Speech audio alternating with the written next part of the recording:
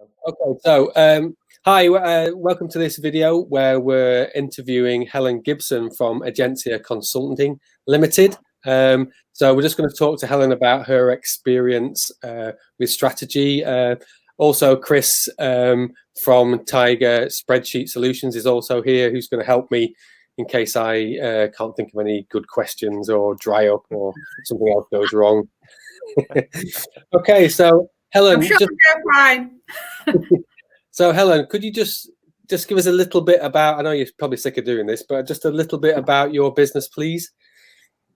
Yeah, no problem. Thanks, Giles. So yeah, our company is Agencia, and we're all about transformation. So ultimately trying to transform lives, and we're doing that in a couple of different ways. Keeping it very simple and high level, it's predominantly health and social care work and justice, policing and security work. So work for a huge number of different clients, both in the UK, but about half of our work now is international as well. But everything that we're doing, whether that's working with a sort of single-handed GP practice or working for the EU, or everything is about transformation in one way or another.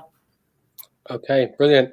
And you've been the managing director of Agencia now for, must be a while, is it 10 years or something like that?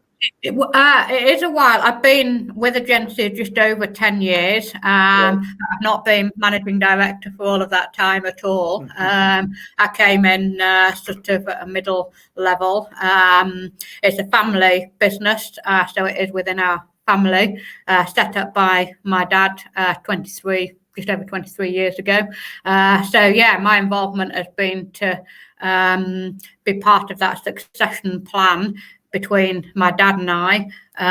So having come into the business, had a range of experiences, but then into a 5-year succession plan so that I could ramp up and dad could wind down. So we had a period as joint MDs, and then I've been the sole managing director for a number of years. So yeah, a little while, but still growing and developing and learning every day. So how would you sort of, how would you say that Agencia has gone about sort of developing its strategy?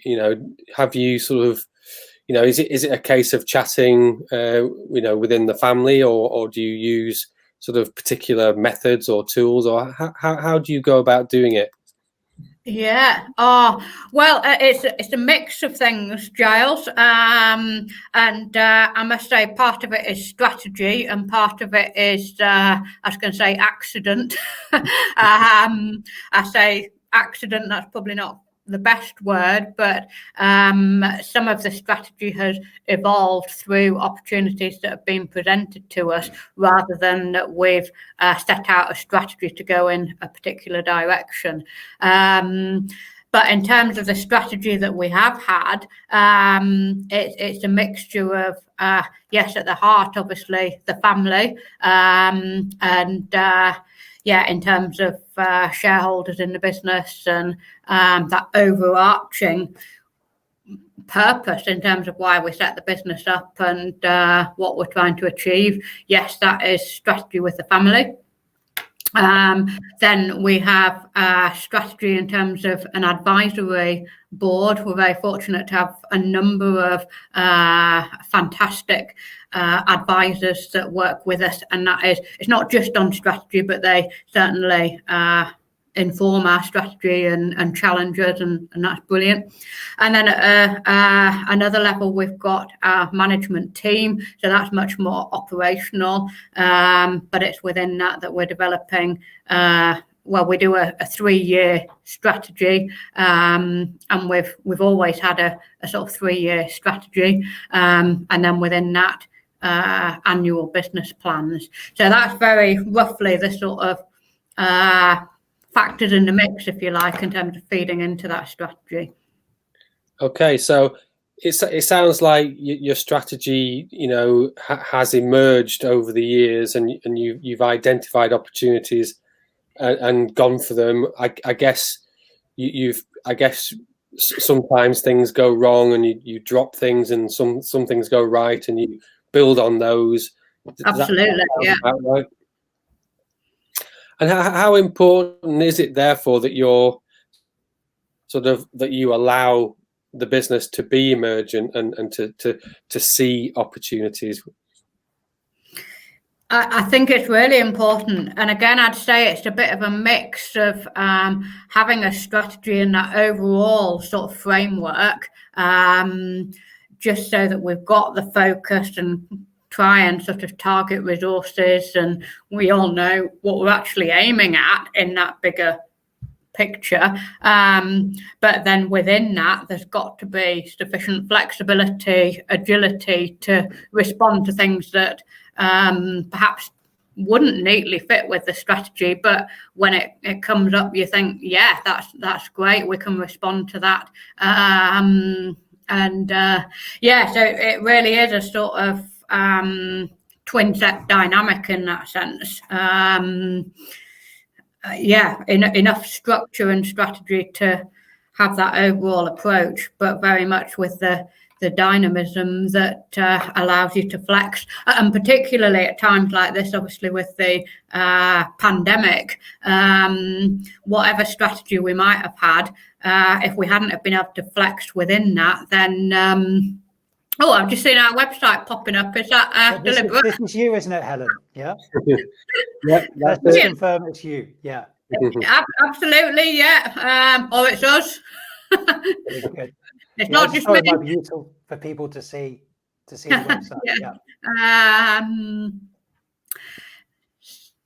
And that just gives you a flavour from the website of sort of some of the things that we're doing. And I guess I didn't say at the beginning, but people always say, okay, so it's about transformation and transforming lives, but what does that actually mean in practice? What do you actually do?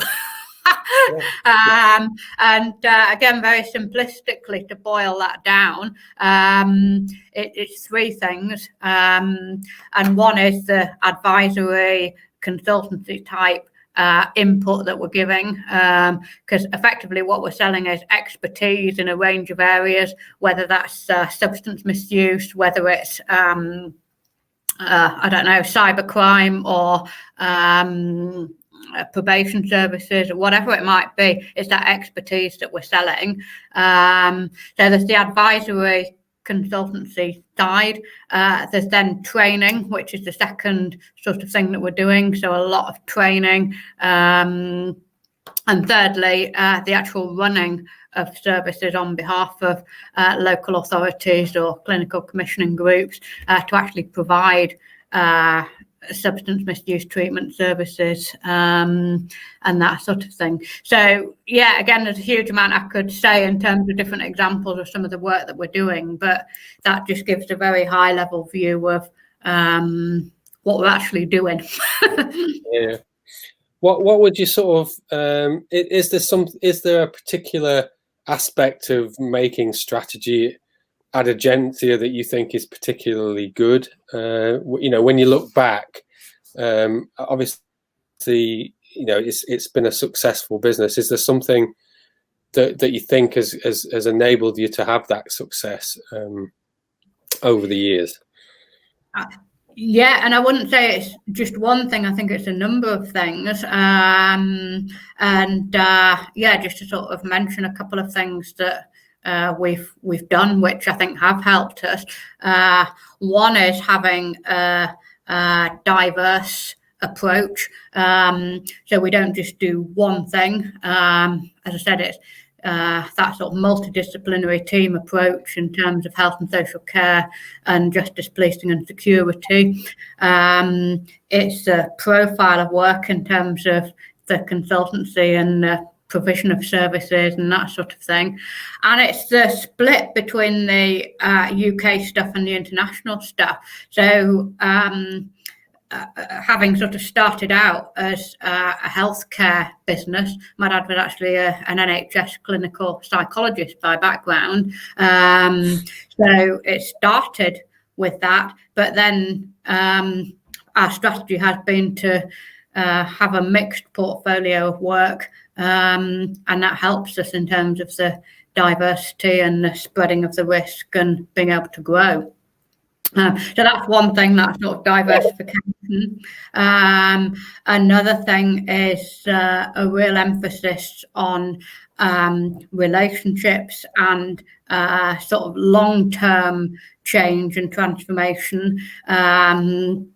So we're not in it for the sort of quick in and out type jobs. We're in it for relationships with clients and partners that some of them go on for years and years, and we've got really high levels of repeat business, over 90% of clients that come back to us, and I think that's because of those relationships and the fact that we do a good job and people come back.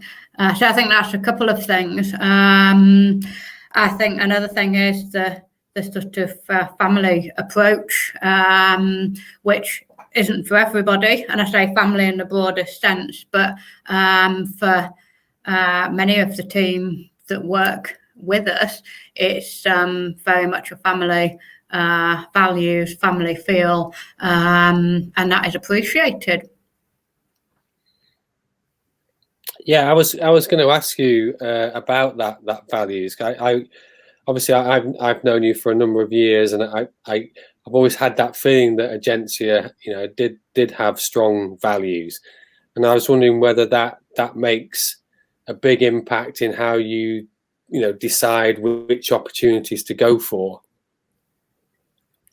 Yeah, and we are. I mean, lots of people say it, but I think we are genuinely an organisation that is driven by values and driven by legacy in terms of I mean, yes, it's interesting work. Yes, it's ours in the sense of it's our own company, but above all of that, it's that wanting to spend our time usefully and wisely and genuinely making a difference to communities and organisations and countries that we're working with, so that if it all stopped tomorrow, if I'm under a bus or whatever, you think, well, actually I've spent my time pretty well there, and I've done good in terms of making a small contribution to the world. So that is very much shared between us as a team and beyond in terms of the partners that we've got and the wider networks. And I think that is a differentiator because it's noticed and it's appreciated and people respond well to it. Yeah, I mean, do you spend a lot of time thinking about your competitors in terms of internally? Do you sit down and analyze your competitors and think about them, or do you just kind of do your own thing and just get on with doing what you do? Again, I feel slightly like a broken record, but I'd say it's a bit of both.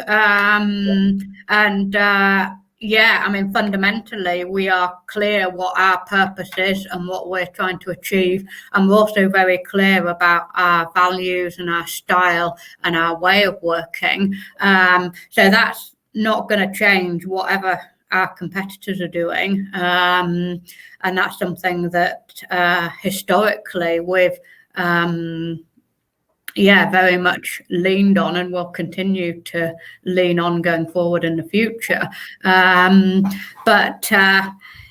of course we've always got that awareness of who else is out there and following that and taking note and being aware.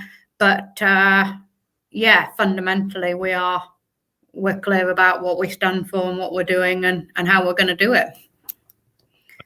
Great. Do you want to jump in, Chris? Are you okay?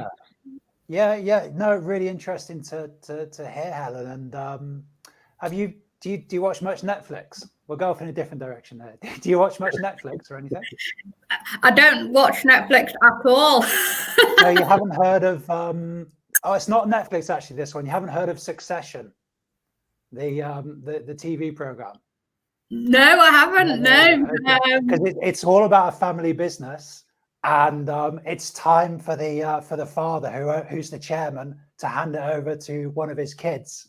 And it's about which of his kids he gives the business to, and it's really good. It's called. Okay, Succession. yeah. So when you were talking about the family business, I thought that was kind of quite interesting. So check that one out. Yeah. So Helen, I was interested when you were saying you got the 3-year kind of strategic plan going on. Yeah. Is that right? So how does that work? Do you get together and say, we're now doing the strategy, and you do the plan? Or is it more informal than that? How does that work? Yeah, I mean, it's a combination of kind of looking at the past performance of the previous 3 years, looking at what has worked well, what hasn't worked well, which people have done well, perhaps which people haven't done well, what we want to invest more in, what we want to invest less in. So it's partly looking back and sort of learning from that. It's then partly looking forward and about that intelligence that we've got coming in from the team and that wider environment about actually, well, what does the future look like? And therefore, how can we best position ourselves? Yeah, I mean, we're a pretty open organisation. So we do involve not only the management team and advisory board, and we involve to a certain extent everybody within the team to inform that thinking, and certainly then when we've got a strategy, we involve everybody in the launch of that, which we just launched it on the 1st of October, our next 3-year strategy. So we had well, not everybody in the team, but anybody that could make it for a sort of online launch, to be able to share that and to celebrate it and communicate. Actually, this is the vision. Does it exist in a document? Do you kind of write out in a document, or is it just kind of? Oh yeah, for everybody? Yep. Yeah, I know we've got an actual written document, but it's more than that, as I say, in terms of it's the launching of it and then subsequent kind of, it's about then the delivery and implementation, because you can have the best written document in the world, but if you can't deliver it or the environment changes, then you've got to work with that. And is it public, the document, or just private to you guys?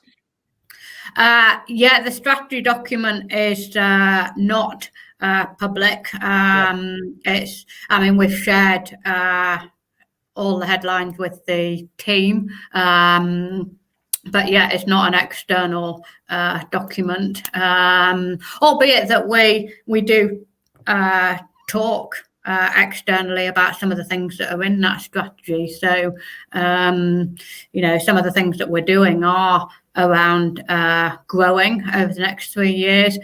So we are talking about growth and some of the things that we're doing to engineer that growth.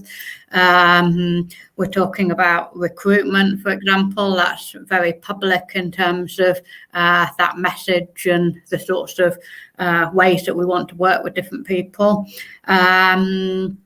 And obviously we're communicating some progress in terms of results against that. But yeah, we don't actually sort of publish. This is the Agencia strategy. It's interesting. I mean, there is an academic debate about like the merits of publishing it and not publishing it, because you could say, okay, we're giving away our strategy, but on the other hand, one of your competitors might think, oh no, Helen's going into that space, so maybe we'll stay away from that space if we know that Helen's going there with Agencia. So it's quite an interesting debate, you know, how much of it you should externalize and how much. Yeah. And I agree, and I think that's where, say, some of our messages that are from the strategy will without doubt be circulating and very visible. The word's on the street already. Yeah.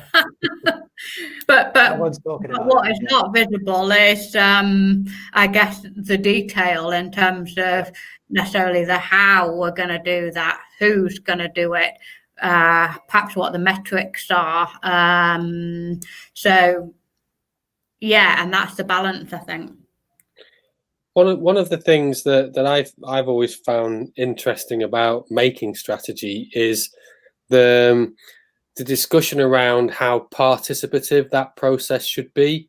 So certainly in my academic area, a lot of the main academics argue that strategy should be made participatively, i.e., you should get people in a room and you should do it together. But a lot of people also argue that that's idealistic, that's unrealistic, that actually, managing directors really want to do it more privately than that, and they'd rather have their strategic discussions out, away from the team. Would you have an opinion on that? Yeah, and again, obviously everybody's different and each business is different, so I wouldn't think it's at all formulaic. But for us, as I said, we are really very open and very consultative and engaging, particularly with our own team, but also broader than that with our advisory board and others that we're working with clients and partners. Some of those conversations are really important, and we're working together to put together what we think is the best possible strategy we can have. Chris, I quite like that green thing. Quite like that one. Do you like that one? I feel like on TV. Great, yeah. Yeah, I feel like I should move a little bit further away. But what was I going to say? How do you sort of, in practice, though, that it sounds like you're very participative and inclusive in your strategy, but does that not create difficulties in terms of how do you facilitate that? How do you manage all of those different points of view? Doesn't it not result in like a lot of hard work for you to sort of talk to so many people? What happens if somebody just disagrees? If somebody just disagrees, do they just go out the door? Like, I don't know. How do you deal with that? Yeah, get rid of that guy. Yeah, no, and I think you're right. It is more labour intensive, but I also think it's more likely to succeed. And if you don't put in those conversations and groundwork, and then I think the strategy is likely to have limited value and limited engagement and commitment from people. So yes, it is quite a lot of work talking to people, and and of course it's not just talking to people, it's then making something of that feedback, and actually what is a good idea, what's not a good idea.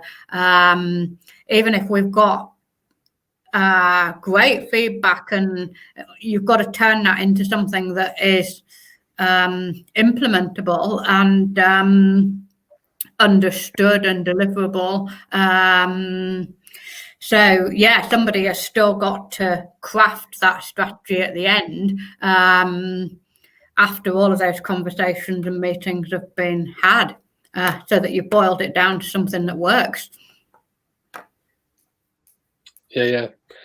And you said before that you have a clear idea of where you're trying to get to.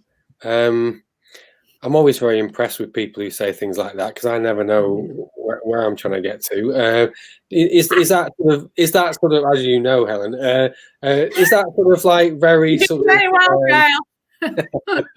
Is that sort of like really sort of strict? Like, you really do say we're going to do that in 3 years' time, and you really do try and get there, or is it just more sort of an orientation? How seriously do you take that?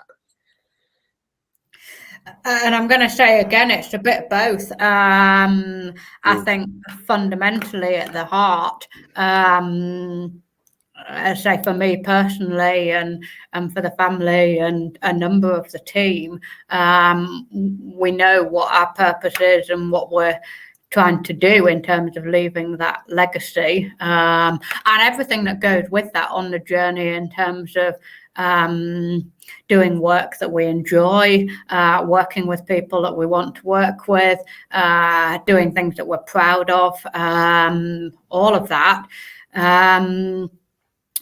So yeah, fundamentally, very simply, yes, we want to make a good contribution, and yeah, and that's it.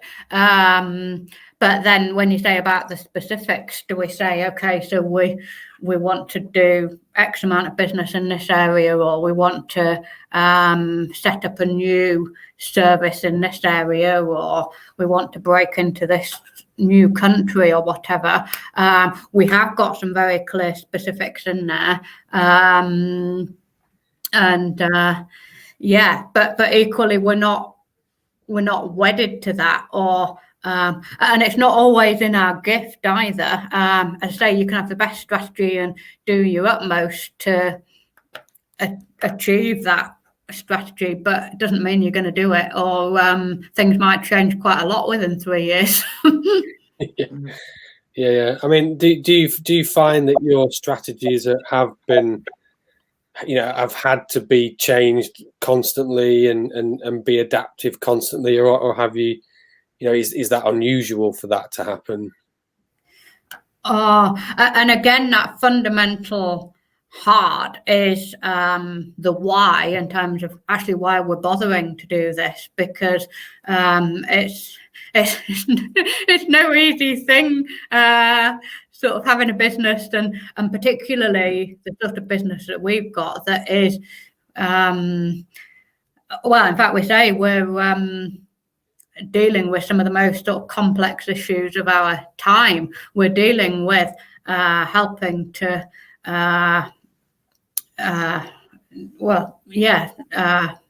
deal with social problems. It's social problems, that's right. So whether that is war crimes, whether it's substance misuse, whether it's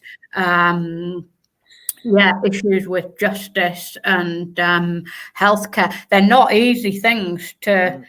It's not like having a business with sweets or cakes, or they're complex, tricky things. Even if you're the best in the business, it's tough.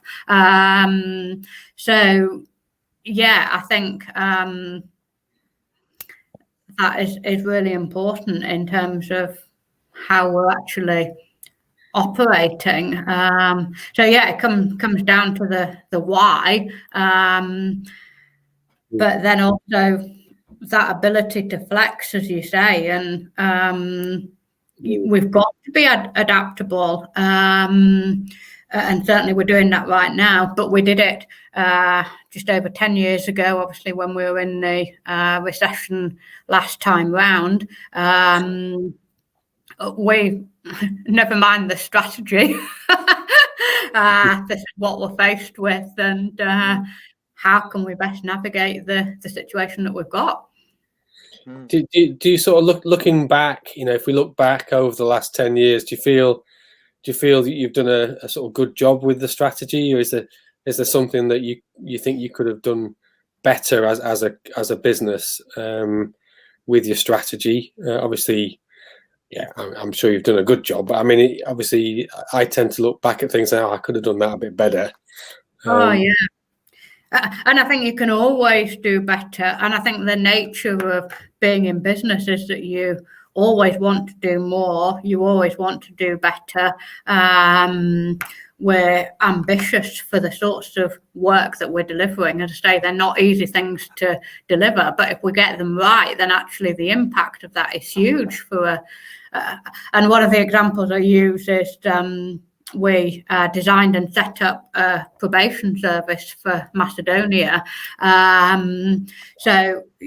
Which, yeah, it's pretty wow. Yeah, And that's as you do. one thing. But if you get something like that right, then what a difference that makes. Did you target that market? Did you target the Macedonian market, or did that opportunity just kind of arise, or was it? Yeah.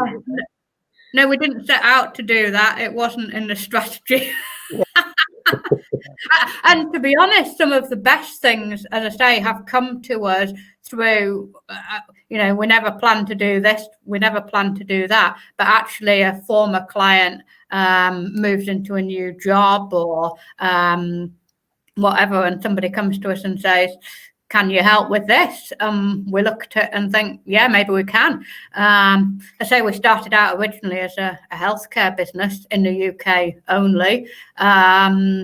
But over the years, we've had opportunities to diversify into justice, policing and security. We've had opportunities to go international, but none of that was planned. Yeah.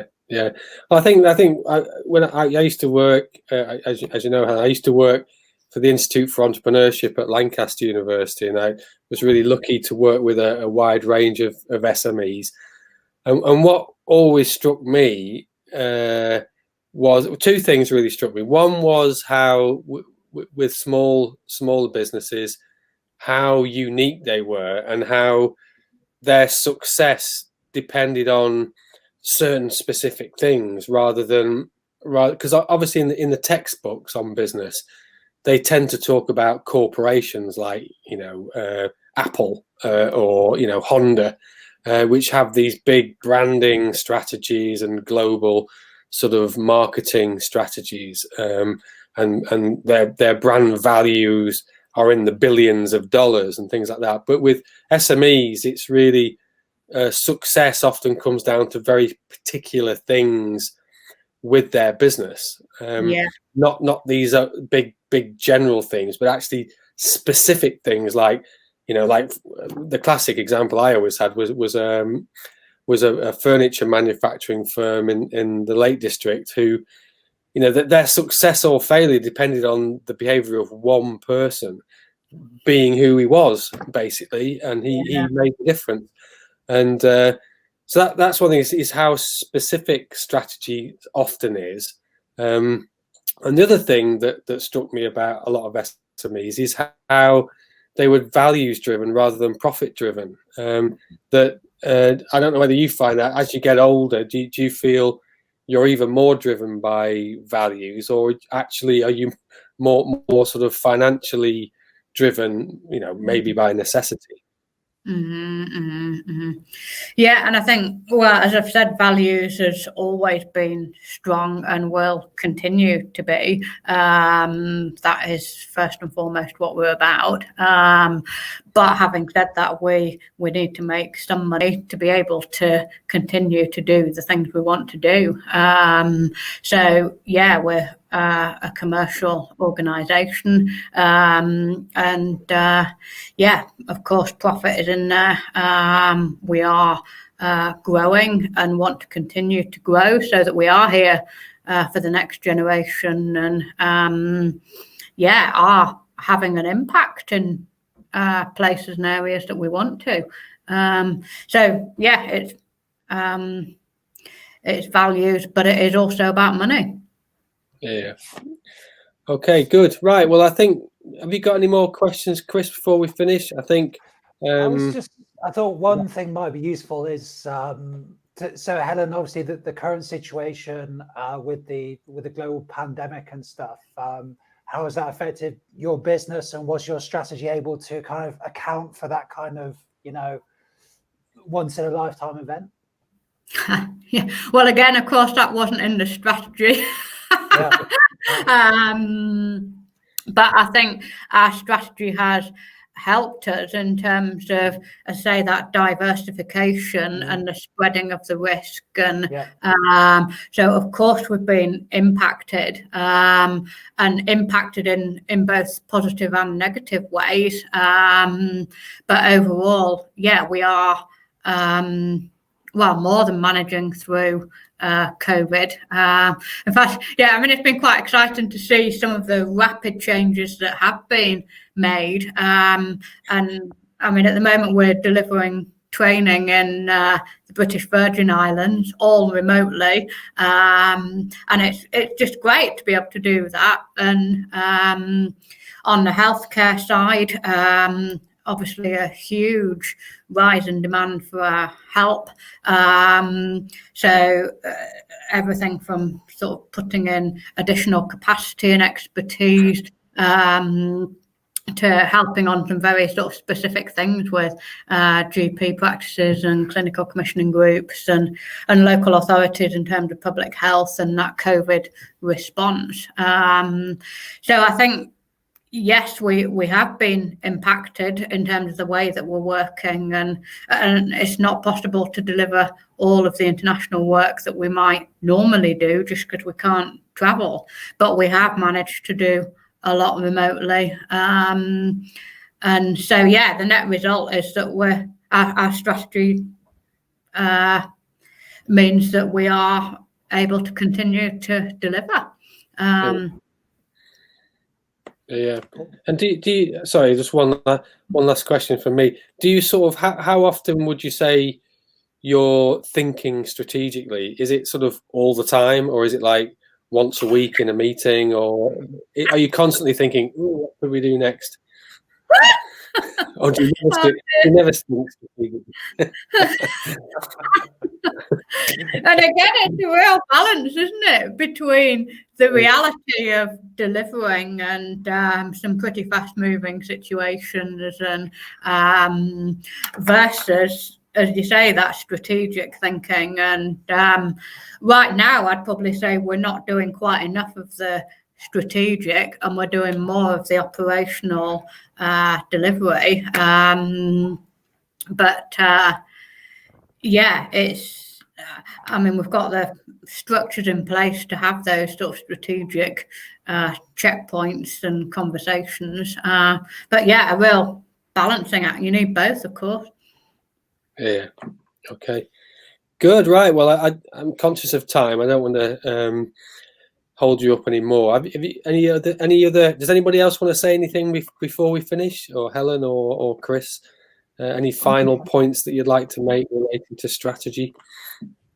I'm okay. Yeah, I mean, Okay. yeah, thanks very much. And yeah, appreciate the opportunity. Great. Well, thanks, Helen, and thanks for giving us an insight into strategy at Agencia. Obviously, yeah, I know from experience it's a very, very complex sector to be involved in, so it's really interesting to hear more about that.